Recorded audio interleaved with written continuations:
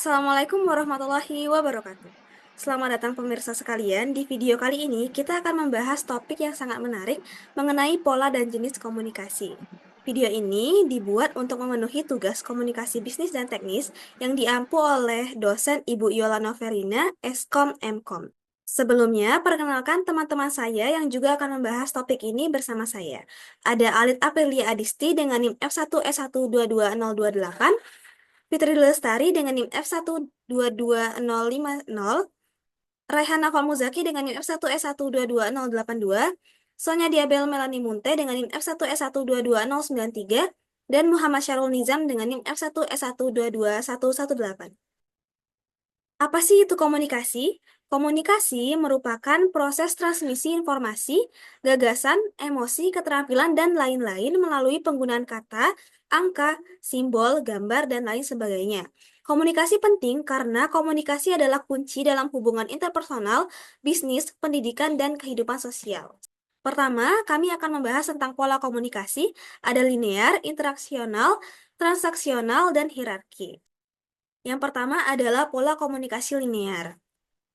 Model komunikasi ini menggambarkan proses penyampaian pesan dari pengirim atau sender ke penerima atau receiver, tanpa adanya interaksi atau umpan balik dari penerima. Model ini sering digunakan dalam konteks komunikasi massa, di mana informasi disampaikan kepada audiens yang luas. Terdapat 3 karakteristik. Yang pertama adalah satu arah, di mana aliran informasi hanya bergerak dari pengirim ke penerima. Yang kedua sederhana, pengirim menyusun pesan dan menyampaikannya kepada penerima tanpa perlu mempertimbangkan interaksi yang kompleks. Dan yang terakhir adalah tidak ada umpan balik. Penerima menerima pesan tanpa memberikan tanggapan atau reaksi langsung kepada pengirim.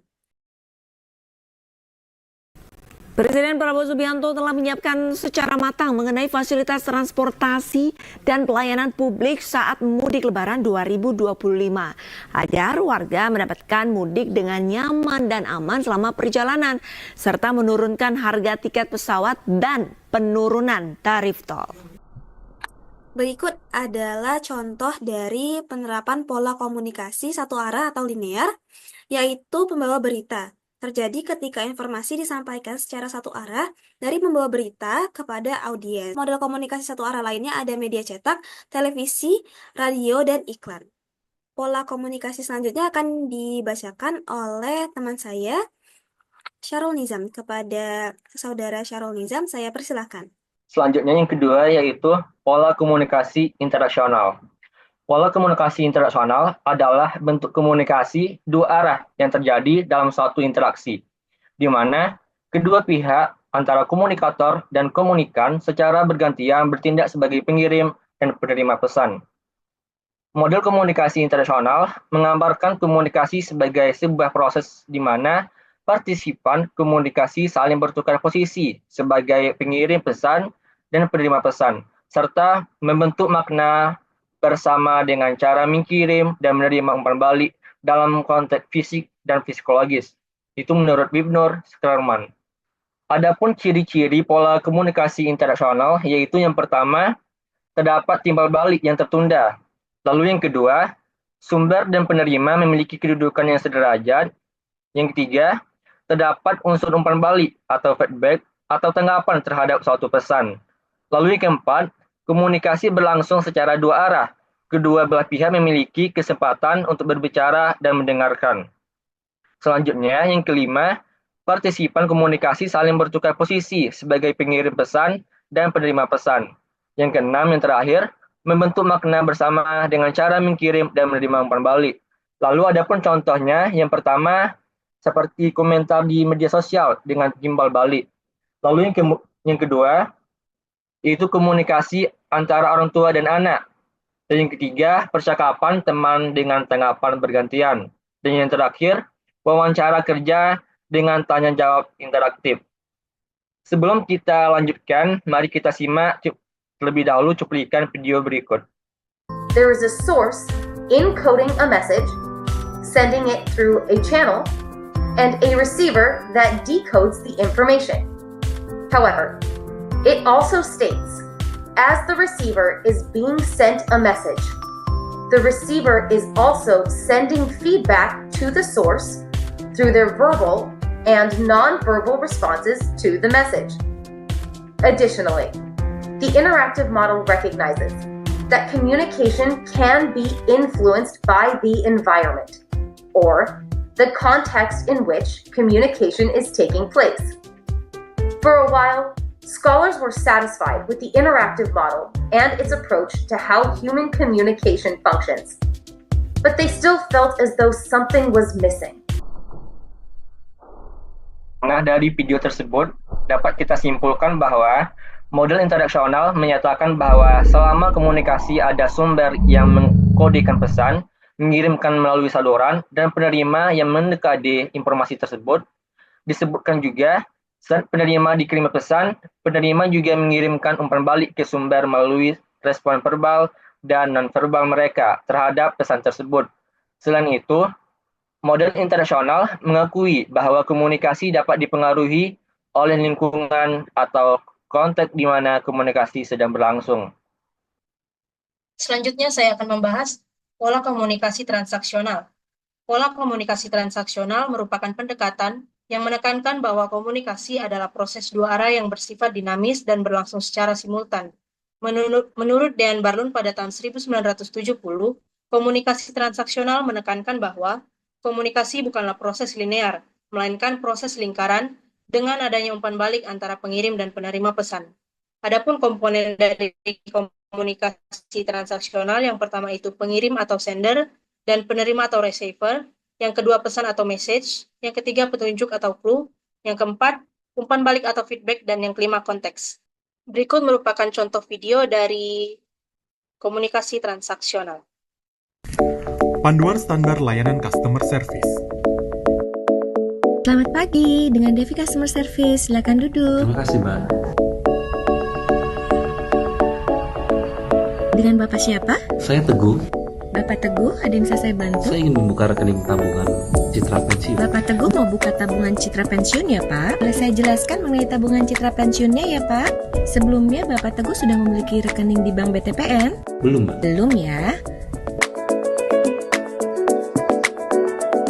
Jelaskan produk atau informasi lainnya dengan lengkap menggunakan bahasa yang santai dan sopan. Gunakan tangan terbuka untuk memandu nasabah dalam penyampaian informasi kepada nasabah. Apakah penjelasan saya sudah cukup jelas, Pak?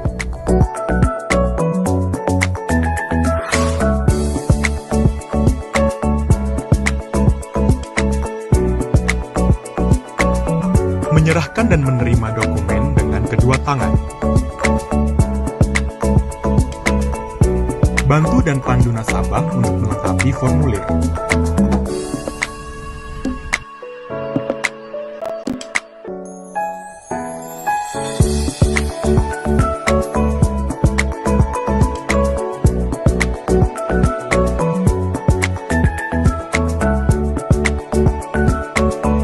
Ada lagi Pak Teguh yang bisa dibantu? Terima kasih atas kunjungannya Pak Teguh. Selamat pagi.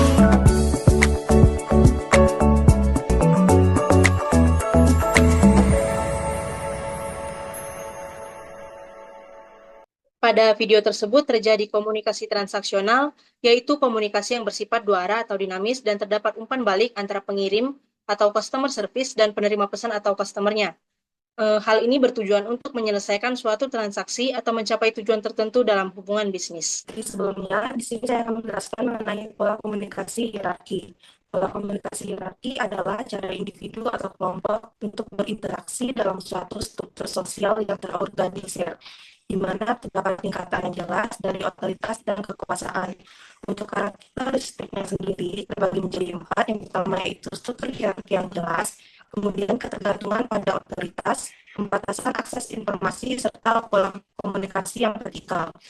Selanjutnya untuk dinamikanya, yaitu keterbatasan arus informasi, kemudian komunikasi non-verbal yang signifikan, serta kesetiaan dan kepatuhan. Beberapa contoh dari pola komunikasi hierarki yaitu misalnya pada perusahaan, CEO kepada manajer, lalu manajer kepada staff.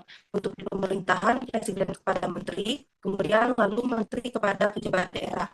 Untuk di sekolah, kepala sekolah kepada guru, lalu guru kepada siswa. Di sini ada contoh dari pola komunikasi hierarki. Berikut kita saksikan. lives and drive success. But if that message isn't heard, if nobody pays attention, where's the inspiration? The motivation? The success? It's the way your corporate stories are produced, shown, experienced and accessed that impacts and drives your business. At Mad-E-Media, we bring your corporate communication and marketing messages to life through compelling video storytelling, moving client testimonials, custom graphic effects, live event streaming, and a suite of first-in-class video solutions that serve up your company's story directly to your target audience. Most businesses now understand video is crucial, a must-have component of their growing communication needs. Mad Dash is specifically modeled through our processes, expertise and technology to help clients scale those growing video needs affordably and efficiently. Bring your corporate message to life. Inspire your customers. Motivate your employees. Drive your business with Mad Dash. Berikutnya kami akan membahas tentang jenis-jenis komunikasi. Terdapat 6 jenis komunikasi, yaitu verbal, non-verbal, interpersonal, kelompok, organisasi, dan massa. Untuk jenis komunikasi yang pertama itu adalah jenis komunikasi verbal. Komunikasi verbal merupakan bentuk komunikasi yang menggunakan kata-kata, baik dalam bentuk lisan maupun tulisan, untuk menyampaikan pesan. Komunikasi ini merupakan cara utama manusia bertukar informasi, berbagi ide, serta membangun hubungan sosial. Menurut Hybels dan Weaver, pada tahun 2009, komunikasi verbal adalah komunikasi yang menggunakan kata-kata, baik yang diucapkan maupun ditulis, dalam interaksi antar individu atau kelompok untuk menyampaikan pesan. Berikut merupakan contoh dari komunikasi verbal. Salah satu contohnya adalah presentasi. 但是我觉得对我们一个新的品牌来说不占优势。是的。与其说跟那些品牌竞争，倒不如给伯爵旅拍做一个策划方案，只有他们挣钱了，才是双赢的事情。那你们的方案呢？我们的品牌呢，主打的是妈妈的味道，这主要是唤醒大家儿时的记忆，然后呢，让大家知道说，曾经玉美玲在大家生活中有多么的重要，而且也是巩固品牌的形象定位。不过这个主题用多了之后呢，会失去很多年轻的客人，所以妈妈的味道主要是品牌的一块敲门砖，最重要的是提升我们的时尚感。我的想法也是这样，所以你们是打算策划一些跟母亲有关的活动，结束之后再实施另一波的宣传方案，对吗？没错，我觉得就是要用这个主题做一个策划方案，然后跟伯爵旅拍一起做一个孩子送父母一次婚纱照的活动。不过在这个里面呢，只能用我们玉美玲的产品，这样的话，我们既不用跟大品牌争，然后呢，还可以保留我们品牌最初的形象定位。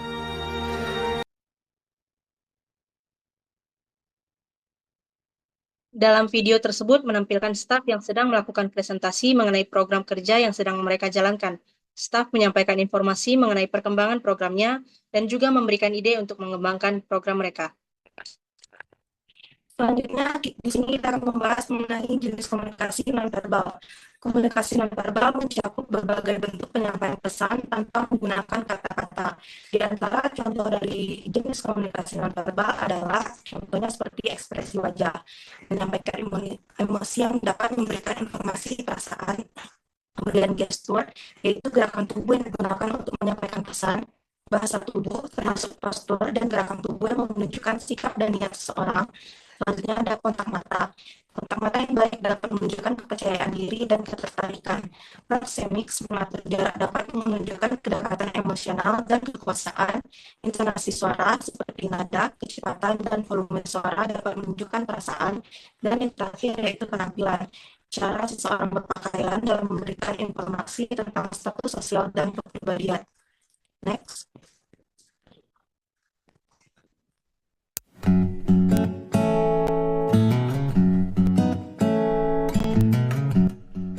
Di sini kita dapat melihat contoh dari video mengenai jenis komunikasi nonverbal.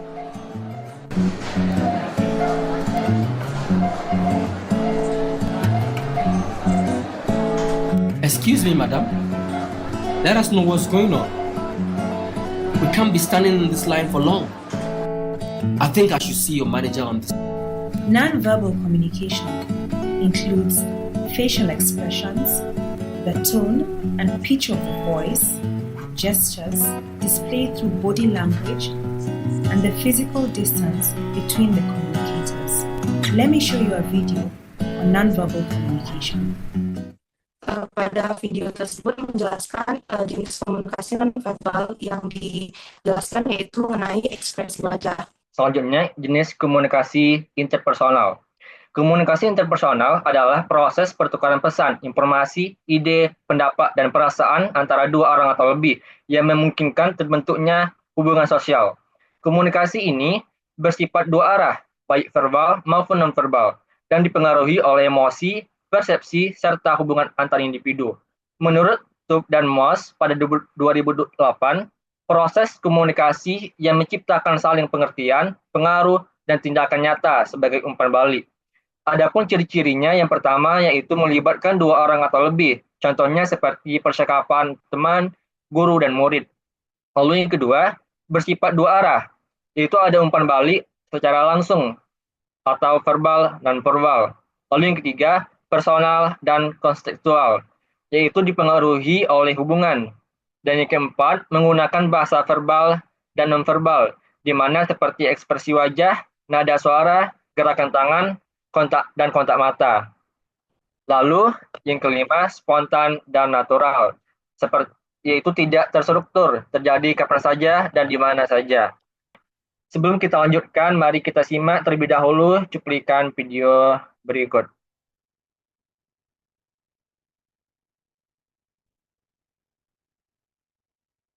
What size? All right. 3 venti lattes. Would you care for a pastry? Nope. Mocha. 3 mocha lattes. Oof. Double chocolate chip muffin. Yum.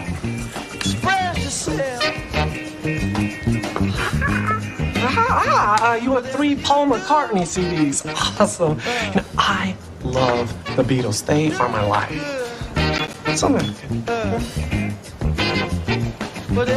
Assassination. Abraham Lincoln. You, me, gun, shoot.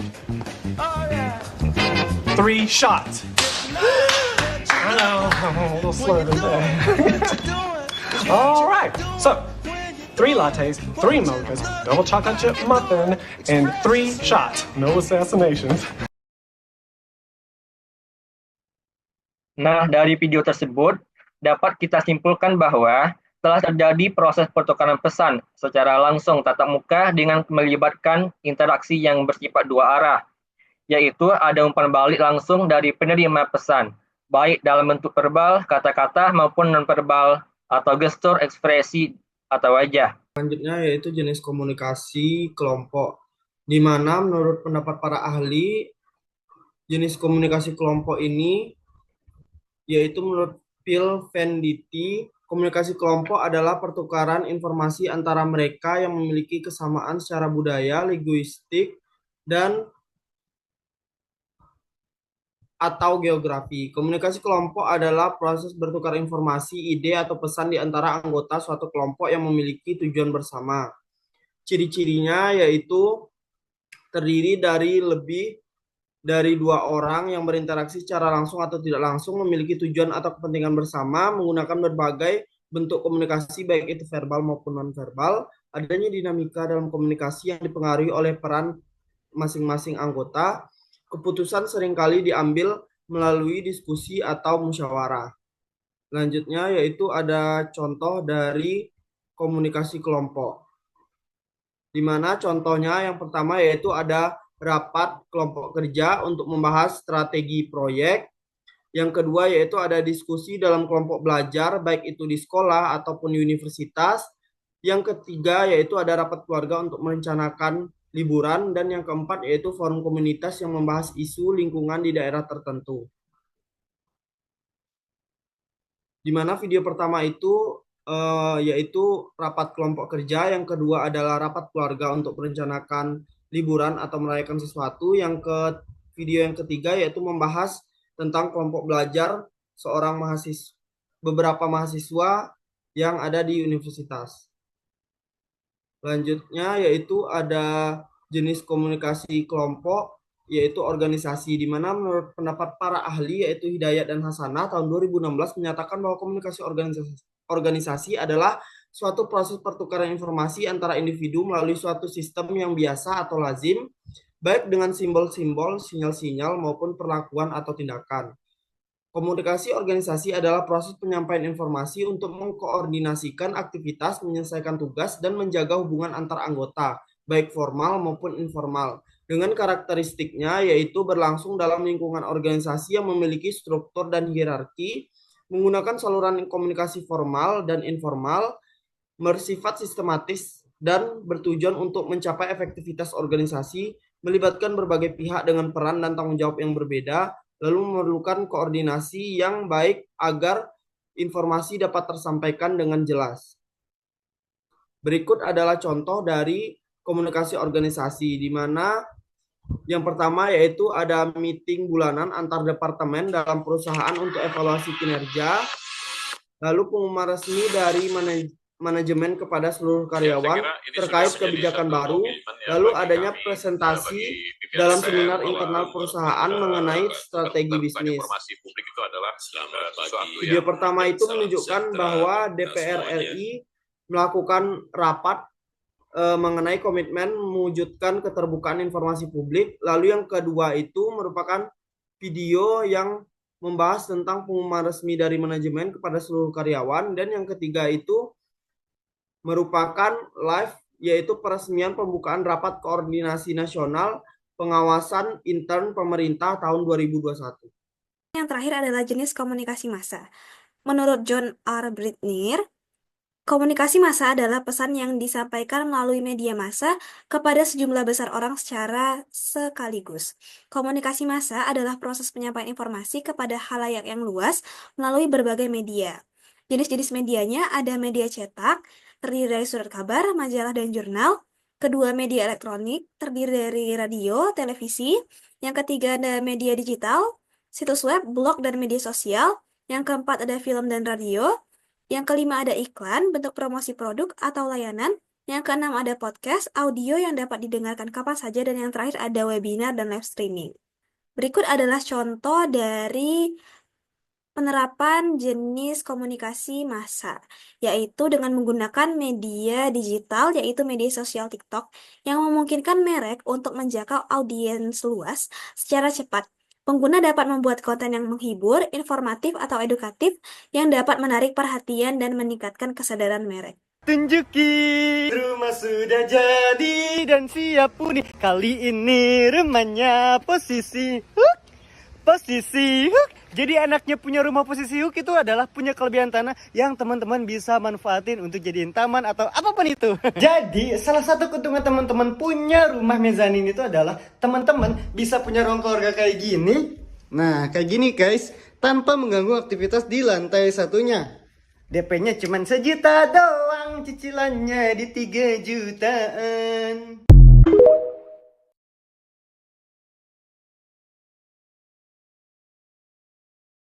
Itu saja penjelasan topik kita hari ini. Semoga dapat berguna bagi teman-teman semua. Dan jika ada pertanyaan, tinggalkan di kolom komentar. Dan juga saya ucapkan terima kasih kepada teman-teman saya sekalian. Wassalamualaikum warahmatullahi wabarakatuh.